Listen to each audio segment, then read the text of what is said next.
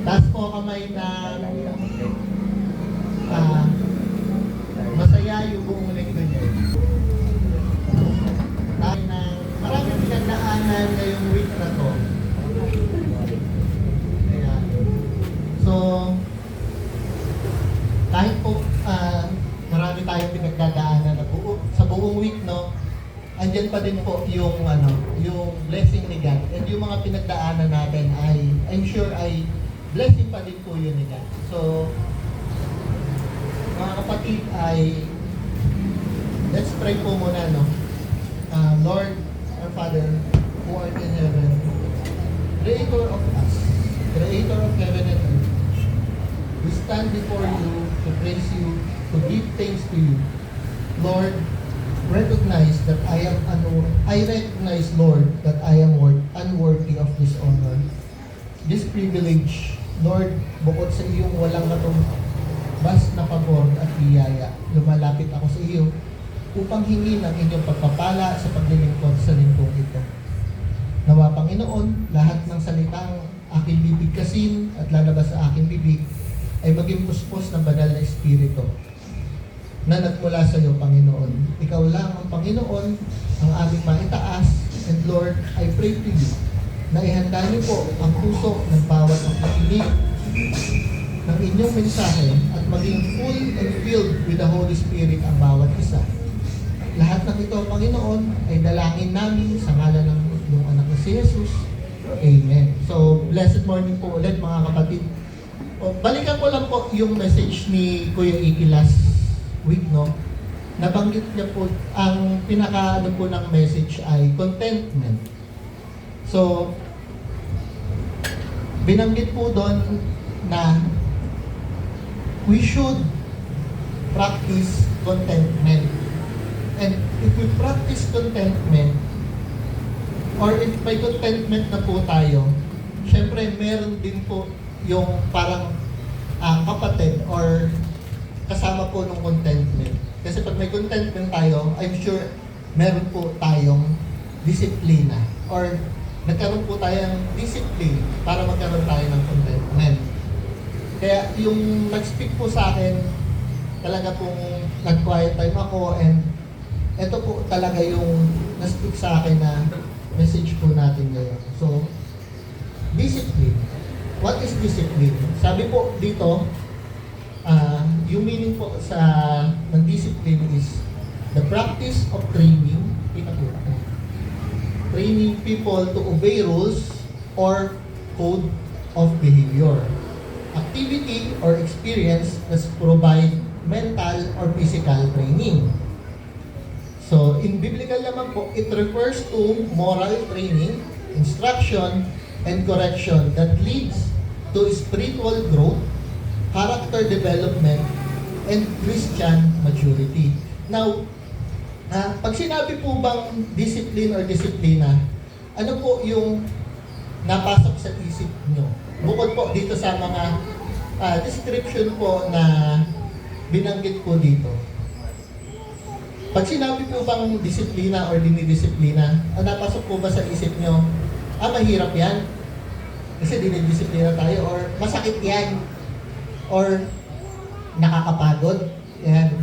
So, ang example po ng isang binibigyan din po talaga ng discipline ay yung mga po natin, yung mga athlete. Yan. So, example po sa NBA, ito generation ko to si Steph Curry at saka si Luka Doncic. Yan. Ginayan po yung mga generation of NBA player. Na yung player po na yun, no, kung di po na kilala ng iba, si Steph Curry, kahit sa inyo po siya patirahin sa buong court, lagi pong shoot ng shoot yon, malayo, kahit sa half court. So, bakit po binanggit yun? May discipline po kasi siya na mag-practice.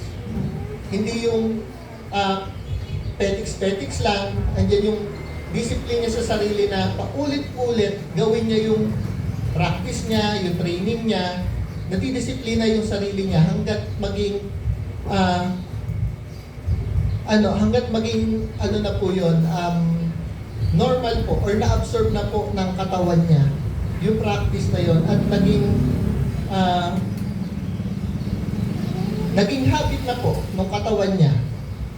And yes, yung ano po yun ay nakakapagod, and at the end, yung pagod na yun ay magkakaroon po ng tagumpay. Kasi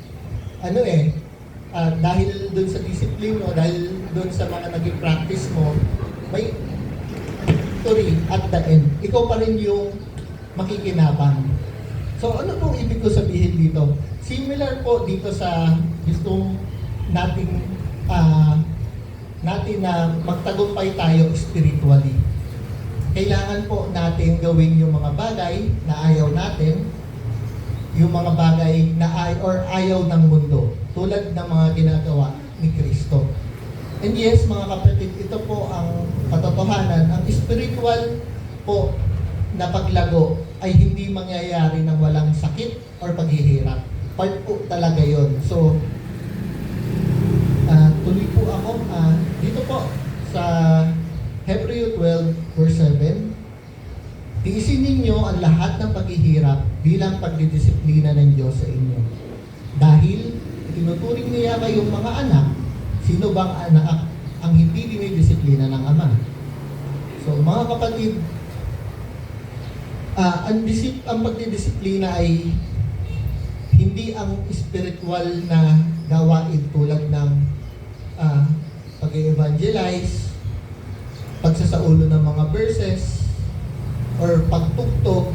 Sa halip, ang disiplina or spiritual discipline ay may kaakibat po yan na paghihirap o spiritual na conditioning na nagmumula sa anyo ng pagsubok or pagdurusa. Sometimes, kasi kung isipin po natin, si Kristo mismo nagdusa po siya. Now, share ko po sa inyo, ito po yung title ng message po natin ngayon. Delight in Discipline. So, kinuha ko po siya sa Hebrews 12. So, matuwa tayo mga kapatid pag nakaka-experience tayo ng pagdidisiplina.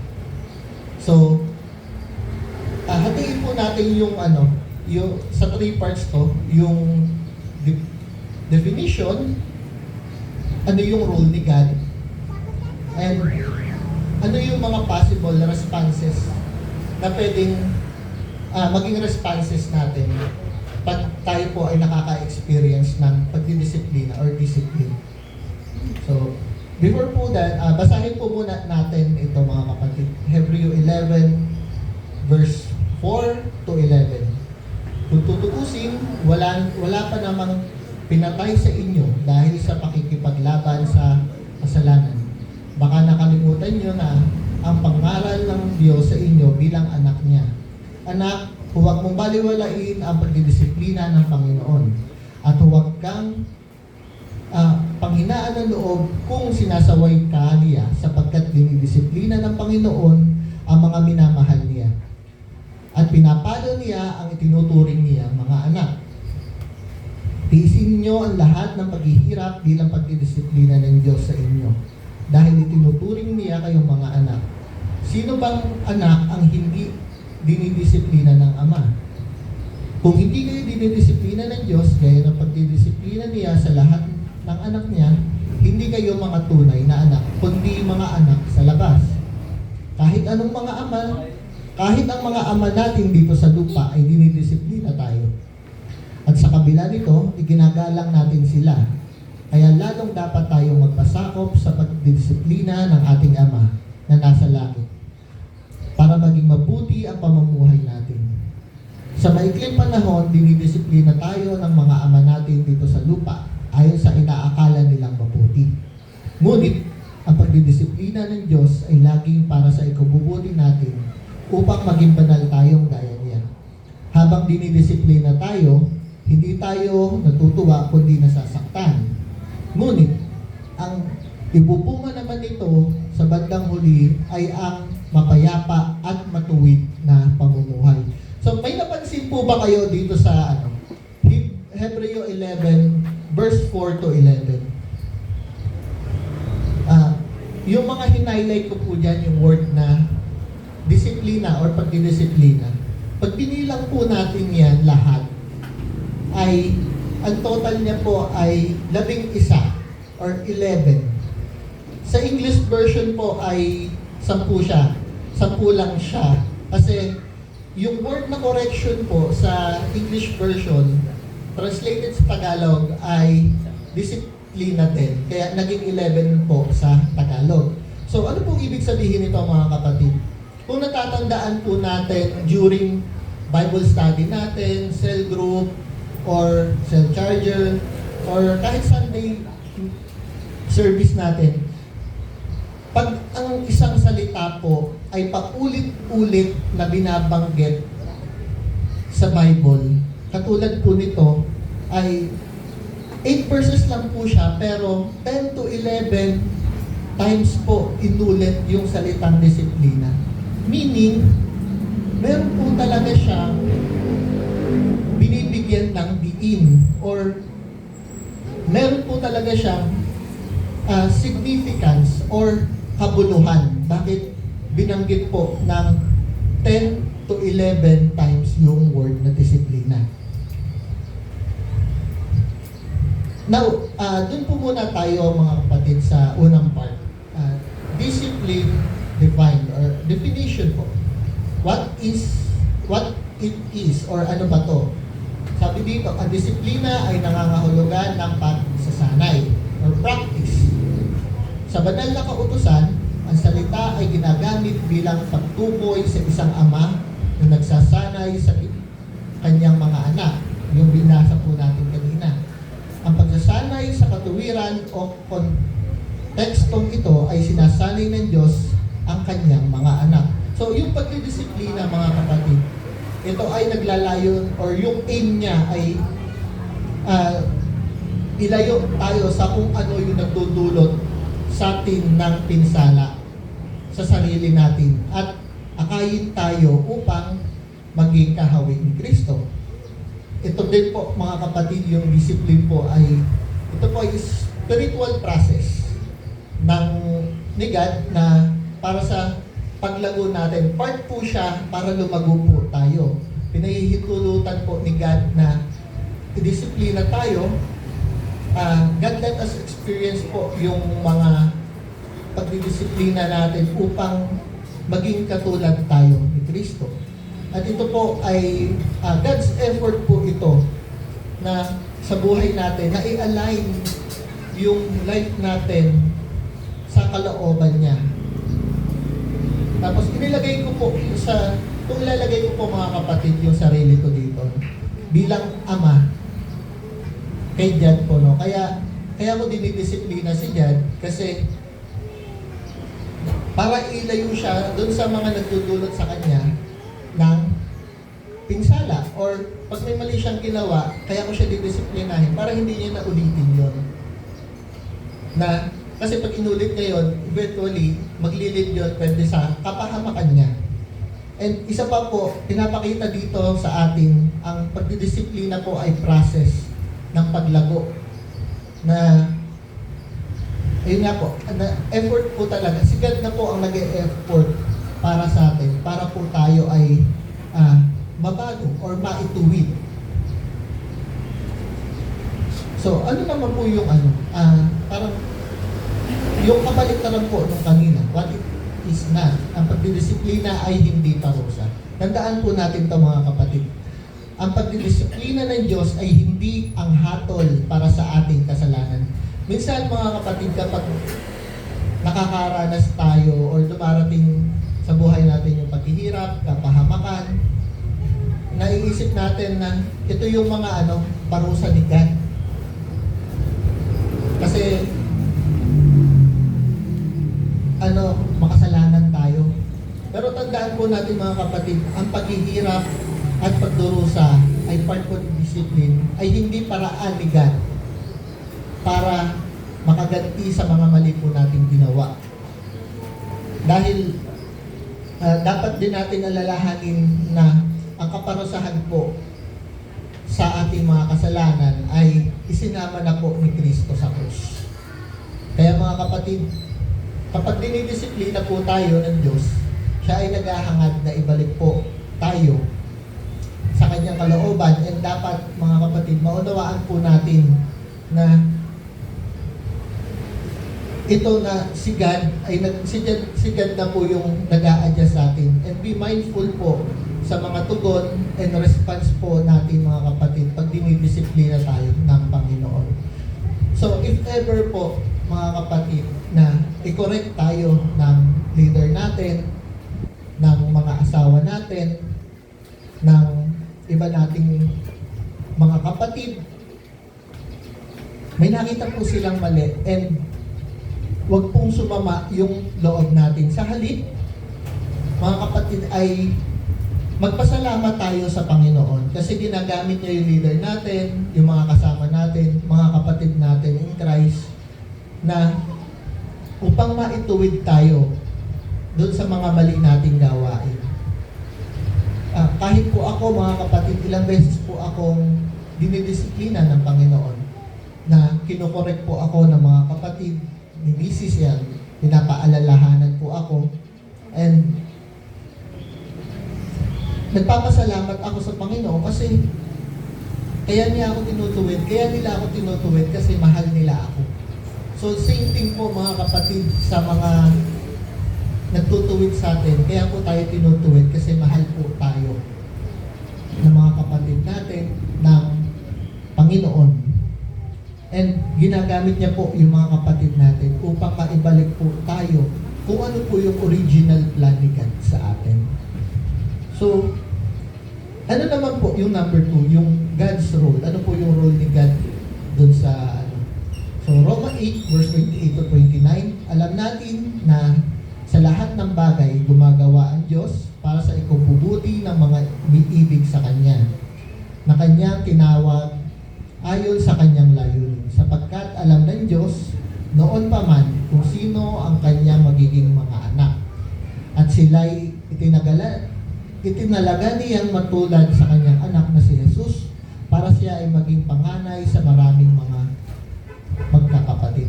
Sinabi po dito ni Apostol Pablo na ang role po ni God ay yung hubugin tayo upang matulad tayo kay Kristo.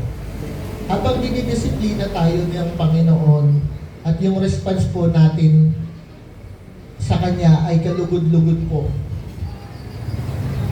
Meaning, unti-unti po tayong magiging kahawig ni Kristo. So, share ko lang po, mga kapatid. Ito po, ay isang sculpture po ng kabayo. So, share ko lang po sa ibang bansa po. Hindi ko sure kung anong bansa to ay may artisan. Artisan po yung tawag dun sa nag-uukit ng sculpture. So, dito po, dun sa, habang inukit po to ng artisan, no, may mga, syempre, may mga namangha, may mga, may isa pong tao nagtanong dun sa artisan na, how in the world did you do it? So, tinanong siya kung paano niya ito ginawa. Tapos, ang sagot po ng artisan ay, I knocked everything off that don't look like a horse. Tinanggal niya yung dun sa bato, yung hindi mukhang kabayo. Para lumabas yung gusto niya palabasin dun sa bato, which is yung inuukit niyang kabayo.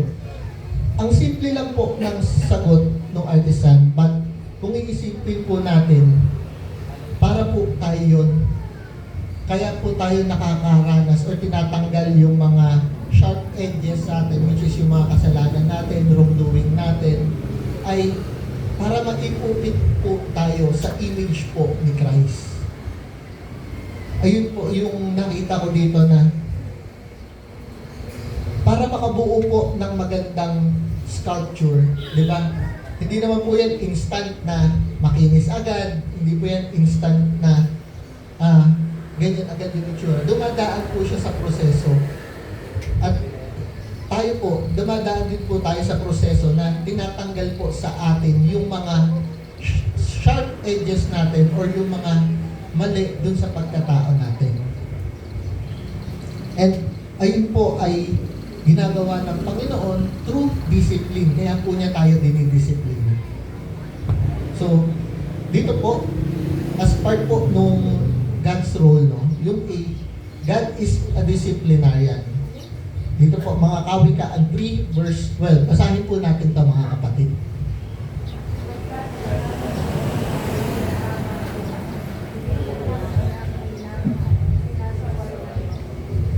Yan.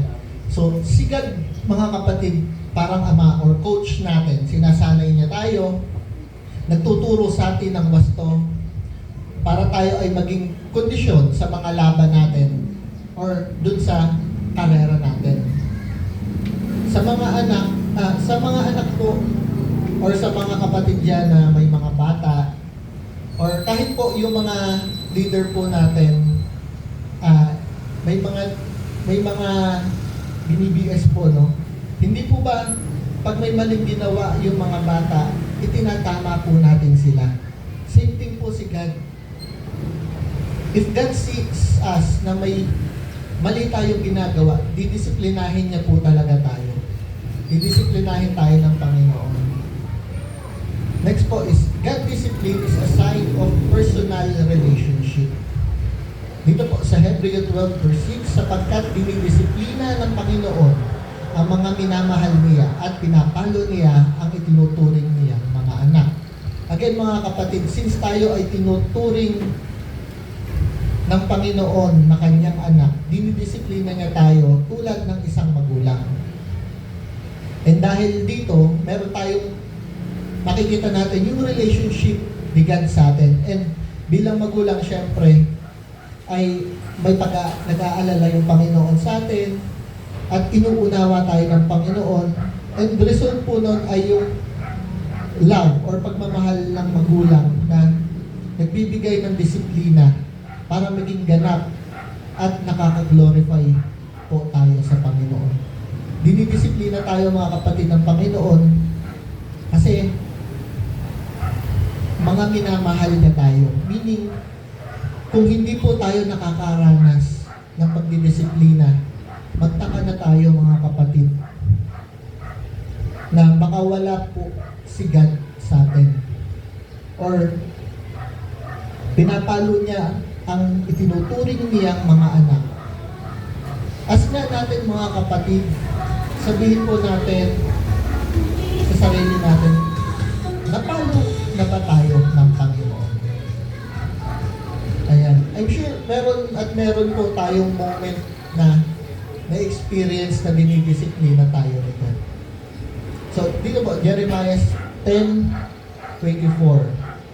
Ituwid niyo po kami, Panginoon, ng nararapat sa amin. Huwag niyo po itong gawin ng dahil sa inyong galit, baka wala nang matira sa amin.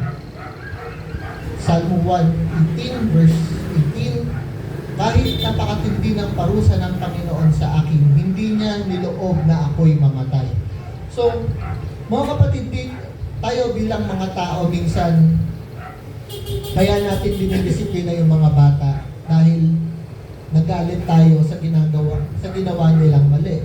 But si God, mga kapatid, hindi po tulad ng tao na kaya po dinidisiplina ay dahil nagalit.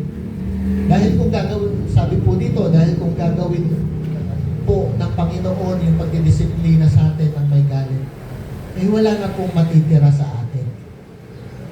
And dito naman po sa Psalm 18 verse 18, maaaring minsan mga kapatid, may matindi yung pagdidisiplina sa atin, but dahil ito ay pagdidisiplina ng may pagmamahal.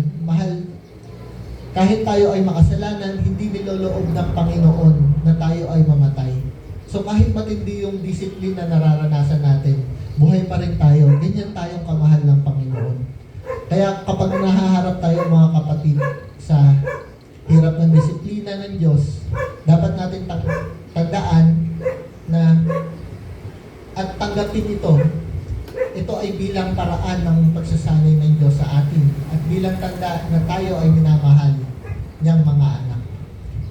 Mahal tayo ng Diyos kung ano tayo, pero ayaw niya na tayo ay nananatili sa ganong paraan.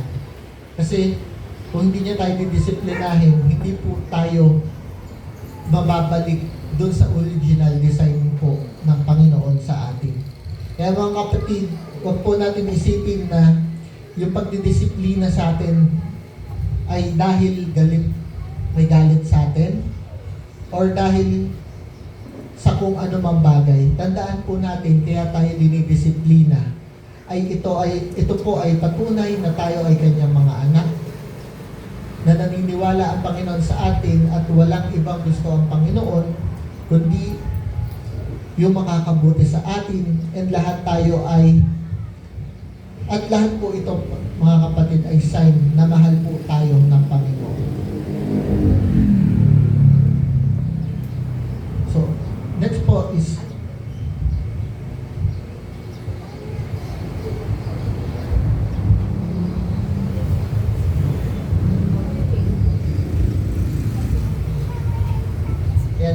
God's discipline is often times painful. Hebrew 12 verse 11. Habang dinidisiplina tayo, hindi tayo natutuwa, kundi nasasaktan.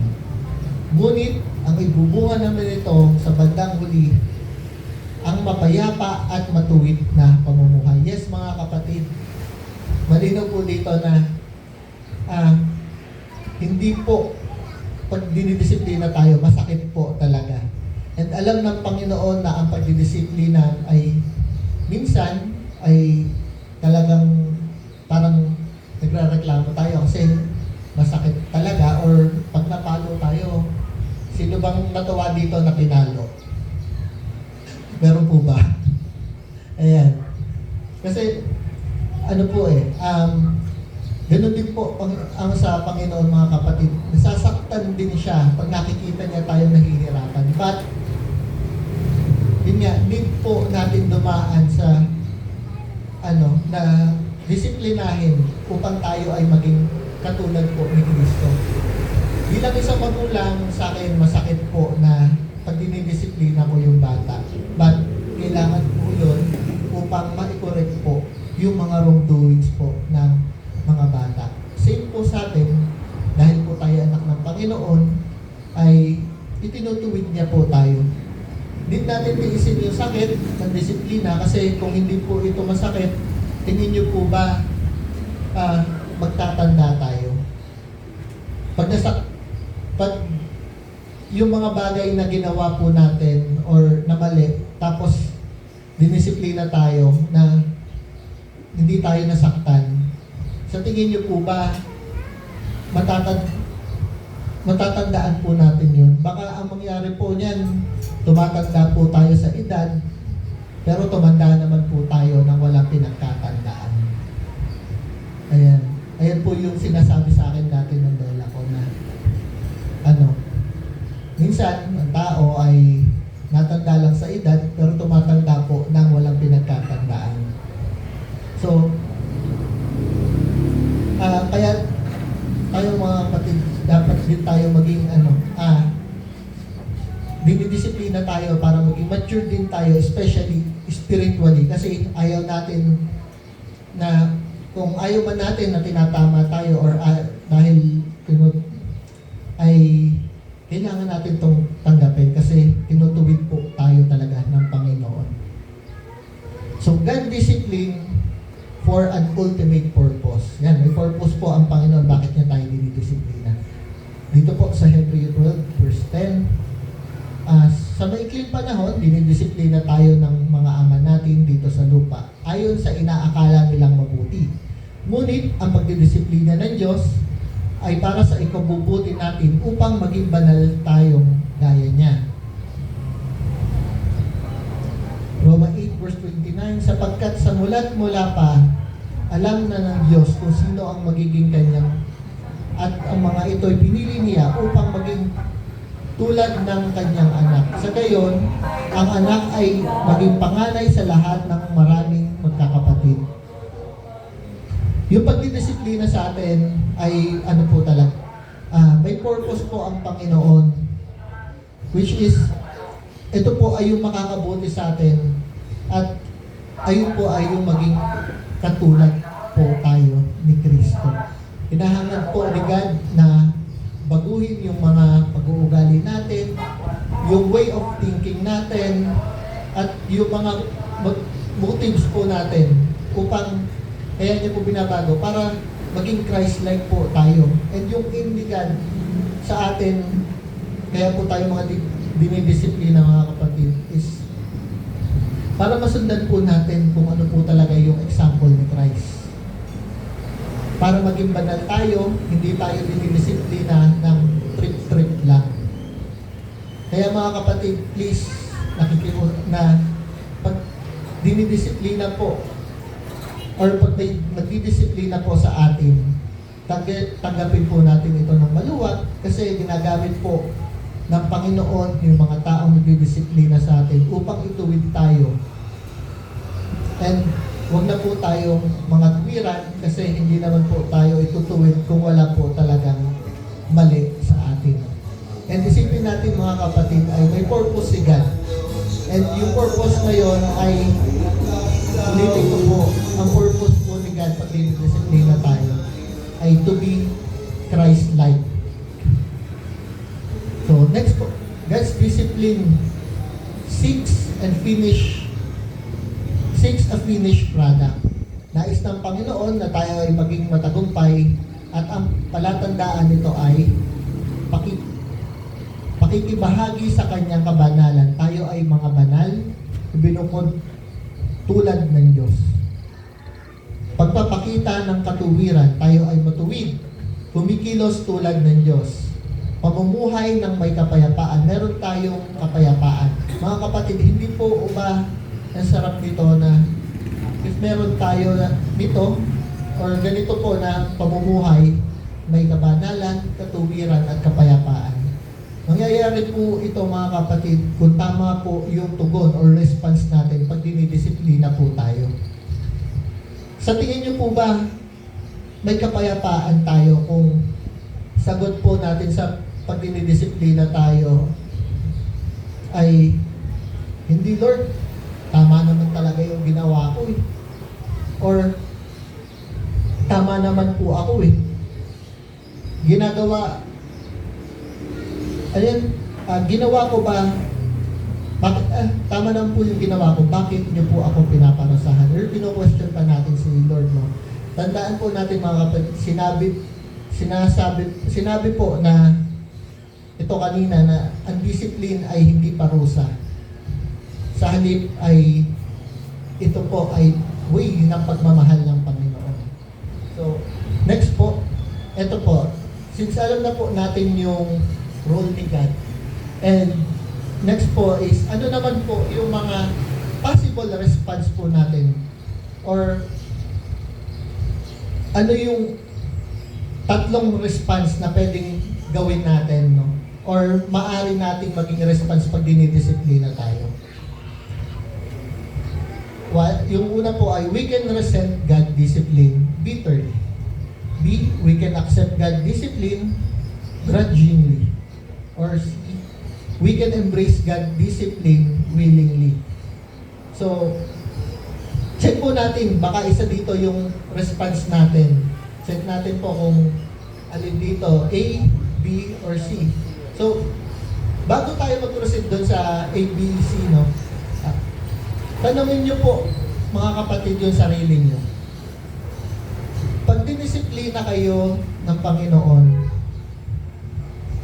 alin po yung response nyo dito? Personally po, ayan. Then, verify po natin kung ayun po talaga yung response nyo. So, A, we can resent God's discipline bitterly. Proverbs 3 verse 11. Aking anak, ang saway ni Yahweh ay huwag mamaliitin at kanyang pagtuwid ay huwag mong itakwil. So, sa English po, which is NIV po ito, amplified version po ito, hindi ko lang po nailagay. My son, do not reject or take lightly the discipline of the Lord. Learn from your mistakes and the testing that comes from His correction through discipline, nor despise His rebuke. Sinama ko po yung translation sa English kasi yung despise po na word, yung synonym niya po is hate, loathe, dislike, or mock, or sa Tagalog ay hamakin. Yes mga kapatid, maraming tao ang gumagawa ng ganyan response. Itong mga response na ganito. Pag nakakaranas dun sa buhay nila ay nahihirapan sila, ayan po yung minsan nagiging response, yung itinatakwil po ang Panginoon. And ang resulta po ay nito, pag ganito yung response natin is pwede pong maging bitter, tumitigas na po yung mga puso natin, or nalalait na tayo ng ibang tao, at puro poot po yung nasa heart natin pag ganito po yung response natin. Nakakalungkot po na pag ganito yung response natin, minsan nagkukos pa tayo ng division sa church or sa katawan, sa body po ng, which is si Christ po yung head natin, di ba? Sa isang katawan po, pag ganito po yung response natin, nagkukos pa tayo ng division. So, ito mga kapatid, yung nakakalungkot na response pag dinidisiplina tayo. Yung bitter tayo, yung dinidisiplin tayo, ay teka, bakit mo ginagawa sa akin? Bakit mo ako tinatama? Para kay God naman yung ginagawa ko. Pero kahit pa sabihin mo na para kay God yung ginagawa mo, pero kung may mali ka namang ginawa, mali pa din yun. Kasi hindi naman ganon tumilos si Kristo. Yung hindi natin, ito po yung response na hindi natin kayang tanggapin na dinidisiplina tayo. Kasi tingin natin, tama naman tayo, or matuwid naman tayo. Mga kapatid, ito po yung huwag nating gawing justification. Gasgas na po itong word na to. Pag may kinokorek po, or pag may nagsasabi po sa atin, yung word na to ay laging, hindi, kaya ako ginawa yan kasi ano yan eh. Ayun yung nag-speak sa akin eh. Ayun yung, ayun yung talaga sinasabi na gawin ko eh. Mga kapatid, let's check po. Sure ba tayo na yung nag-speak sa atin ay Holy Spirit o yung Spirit ng mundo? Tandaan po natin si Kristo, yung perfect example po natin. If ever po may gagawin tayo or isipin po natin, if si Kristo yung nasa position natin, ano po yung response niya? And ano po yung gagawin niya doon sa situation na yun? And so next po, we can accept God's discipline grudgingly. Sa sitwasyon ito, madalas nating, ito yung mga tanong, why are you doing this to me? Bakit mo ginagawa sa akin to? Bakit ako? Or why me? Or bakit? So ito, yung pagdidisiplina tayo, ito yung tinatanggap natin yung pagdidisiplina, pero may sama ng loob. Tinanggap natin habang dinidisiplina tayo, labag naman sa loob natin na yung pagsunod, hindi tayo masaya na itinatama tayo. Or gina-justify naman natin sa sarili natin na hindi, tama naman talaga yung ginawa ko pero yung makasunod, parang sinunod natin pero bitter na pagsunod pa yung ginagawa pa rin natin. Yes, alam natin na tayo ay mga anak ng Diyos, hindi lang natin maintindihan kung bakit tayo ay susubukin or sinusubok. And minsan mga kapatid, may attitude na tayo bilang mga Christian or bilang mananampalataya na accepted tayo sa hardship ng buhay. And may mindset na tayo minsan na Christian ako, I have immunity laban sa buhay, sa struggle ng buhay, and hustle and bustle ng buhay, no? Kapag nagkaroon tayo ng pinagdadaanan o pagdidisiplina tayo, ang nagiging question tuloy natin, ha? Bakit? Bakit ako? Bakit nangyayari sa akin to?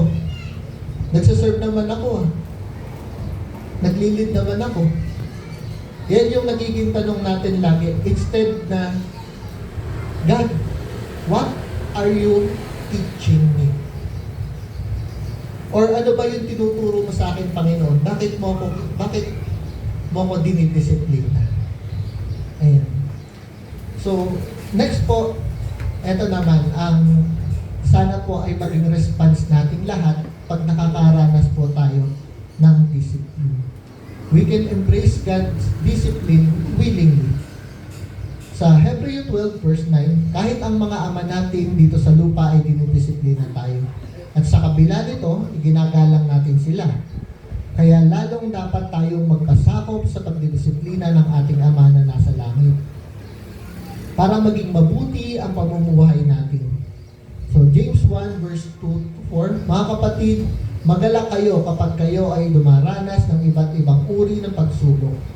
At dapat kayong magpakatatag hanggang wakas upang kayo'y maging ganap at walang pagkukulang. So, sa Hebreo 12 verse 9, tandaan po natin ito, ang disiplina po ay laging paghahanda sa blessing. At walang maidudulot kundi pagpapala. Kapag tinanggap po natin ng tama. And para magawa po ito, ay dapat maunawaan po natin na ang pagdidisiplina ay isang way po ng pagmamahal ng Panginoon at hindi po ito parusa sa atin. Tandaan din natin mga kapatid na ang pagdidisiplina ng Panginoon ay parang pruning sa halaman, di ba? Tinatanggal po ng Panginoon yung mga part na nakakasama na doon sa halaman para mas lumago po yung halaman na yun, para mas magbunga yung halaman na yun. So, same thing po sa atin. Kaya po nakakaranas tayo nito ay para mas mamunga po tayo at mas lalo po tayo lumago. And sinabi po dito sa James 1 verse 2-4 na dapat tayo ay magalak pag dumaranas ng pagsubok upang tayo ay maging ganap at walang pagkukulang. Yan. So, dito naman po sa 2 Corinthians 12 verse 10, dahil dito, maligaya ako sa aking kahinaan, sa mga paglalait sa akin, sa mga pasakit, pag-uusig, at sa mga paghihirap alang-alang kay Kristo. Sapagkat kung kailan ako mahina, saka naman ako pinapalakas ng Diyos. Napakaganda mga kapatid nitong verse na to bilang response, mga kapatid, pag dinidisiplin tayo. Na kung kailan na kung tama yung attitude natin sa pag-accept sa discipline ng Panginoon sa atin, yung paghihirap natin ay gagamitin ng Panginoon para mahubog tayo ng mahubog. Mahubog tayo ng mahubog upang maging katulad tayo ni Kristo. At magtagumpay tayo spiritually. So, ano po yung dito?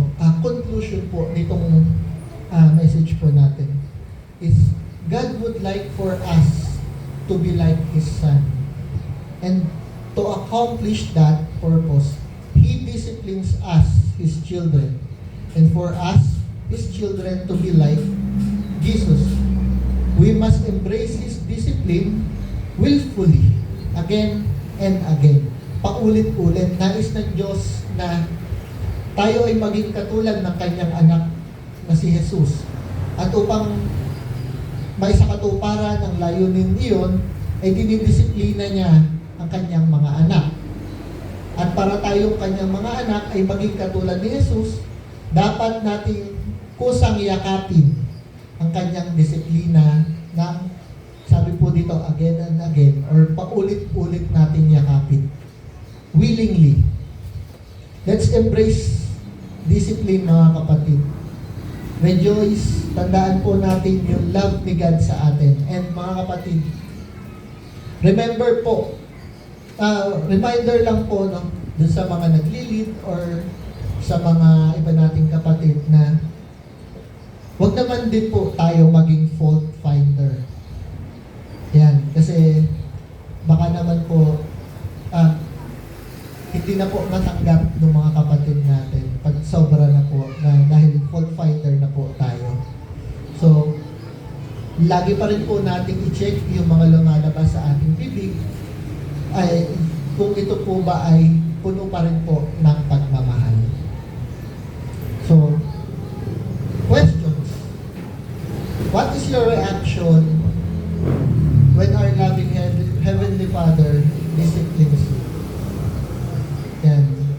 So, mga kapatid, wala po muna tayong dito ngayon, groupings. I suggest po itong mga tanong po na ito ay picturean nyo po at pagnilayan nyo po personally. And pagdating po ng mga Bible study nyo or cell group nyo, doon nyo po siya pag-usapan. Kung ano na po yung na-reflect nyo dito. Paano po ba kayo mag-response pag dinidisiplina po kayo ng Panginoon? So, let's pray po mga kapatid. Lord, I return to you. And I pray that all your backslidden children return to you as well. Your discipline has torn our hearts right out of our chests. We know when we crawl back at you, love, you will heal our broken hearts. You will revive our life. You will restore us just as you restored the Messiah from the grave in 3 days. You are restoring us your manifest presence. We acknowledge you, your word, your ways, your presence. We acknowledge you have been right all the way through our rebellion. We have been wrong, you are good, and our wounds, our failures, our mistakes, our doings. Your people repentance put a skip in your step. But when we repent, you show up every time just like the sunrise. Oh Lord, your manifest presence is so good. Just as the rain restores the dried crop earth, so your manifest presence restores us. Thank you. This we pray in Jesus' name. Amen and amen.